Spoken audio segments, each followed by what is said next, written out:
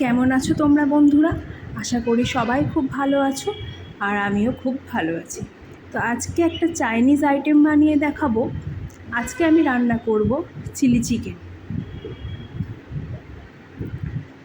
তো চলো আর বেশি দেরি না করে ঝটপট শুরু করে দিই। আমি 250 গ্রাম মতো চিকেন নিয়েছি। এখানে আমি হাড়যুক্তই চিকেন নিয়েছি, তোমরা চাইলে হাড় ছাড়া চিকেন নিতে পারো, তাতেই বেশি চিলি চিকেন ভালো হবে। এবার এর মধ্যে আমি দিয়ে দিচ্ছি আদা রসুন বাটা, লবণ, গোলমরিচের গুঁড়ো, গরম মশলা গুঁড়ো, একটা ডিম দিয়ে দিয়েছি, আর দিয়ে দিচ্ছি 2 চামচ মতো কর্নফ্লাওয়ার, 1 চামচ সাদা তেল দিয়ে দিচ্ছি, এতে পকোড়াটা বেশ ক্রিস্পি হবে। ভালো করে মাখিয়ে এটাকে আমি প্রায় আধ ঘন্টার জন্য রেখে দেব। তোমরা চেষ্টা করবে এটাকে বেশিক্ষণ ধরে রাখার, তাতে চিকেনটা বেশ নরম হবে আর খুব টেস্টি হবে।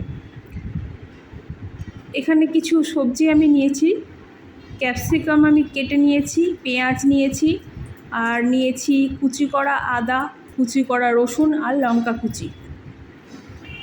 কড়াইয়ে সাদা তেল বসিয়ে দিলাম।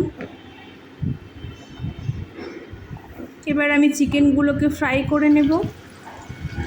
তোমরা এটাকে পকোড়ার মতো খেতে পারো, খুব ভালো হয়।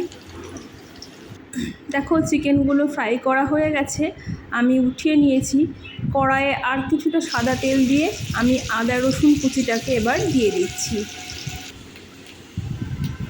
এবার বাকি জিনিসগুলো দিয়ে দেব, পেঁয়াজ, ক্যাপসিকাম, কাঁচা লঙ্কা, লবণ দিয়ে দিলাম, আর দিয়ে দিলাম কাশ্মীরি লঙ্কার গুঁড়ো। এখানে আমি একটা সসের মিক্সচার বানিয়েছি, তার জন্য নিয়েছি টমেটো সস 2 চামচ, সয়া সস 2 চামচ, রেড চিলি সস 2 চামচ আর গ্রিন চিলি সস 2 চামচ। সসটা আমি দিয়ে দিয়েছি, ভালো করে নেড়ে নেব।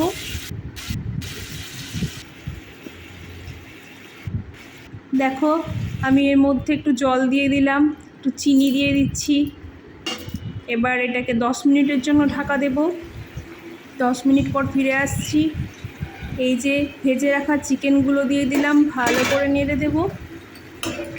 তোমরা যদি শুকনো খেতে পছন্দ করো জল কম দেবে, যদি একটু গ্রেভি রেখে খেতে পছন্দ করো তাহলে একটু জলটা দেবে।